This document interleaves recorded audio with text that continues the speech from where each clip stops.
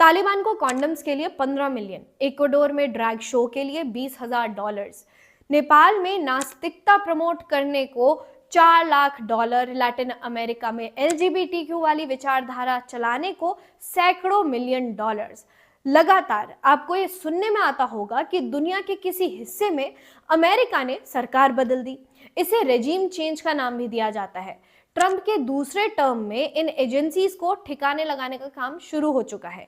जो काम पिछले टर्म में रह गया था वो इस टर्म में किया जा रहा है।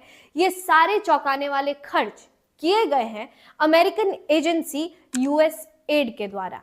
ये वही USAID है जिसने बशर अल असद को सीरिया से हटाने के लिए करोड़ों डॉलर बहाए। 2011 से इस बात का प्रयास कर रही अमेरिकी एजेंसीज को 2024 में आके सफलता मिली और अब अल-कायदा का पुराना लीडर अब सीरिया का शासक है। इसी USAID ने हमारे पड़ोसी बांग्लादेश में रिजीम चेंज को बढ़ावा दिया। USAID ने बांग्लादेश में 2008 से 2024 के बीच $200 मिलियन पंप किए। इनमें से $166 मिलियन बांग्लादेश की 5 एंटिटीज को दिए गए, जबकि $34 मिलियन ब्रैक नाम की एजेंसी को दिए गए। USAID पर इसी पैसे से रिजीम चेंज को बढ़ावा देने का आरोप लगा है। शेख हसीना को सत्ता से हटाने और मोहम्मद यूनुस को सत्ता में लाने के USAID की बड़ी भूमिका बताई जाती है।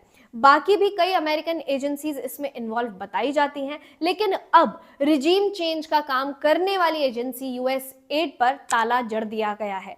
इसके पुराने कारनामे बाहर आ रहे हैं। ट्रंप प्रशासन USAID का ऑडिट कर रहा है। रिपब्लिकन लगातार इसके फालतू खर्चे सामने ला रहे हैं। कहते हैं कि इसी USAID का भारत में भी एक बड़ा रोल है। इसको लेकर भी प्रश्न उठते हैं।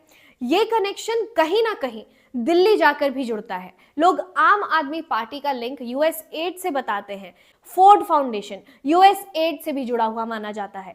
केजरीवाल को मैग्सेसे अवार्ड मिला। मैग्सेसे अवार्ड में फोर्ड फाउंडेशन का लिंक है।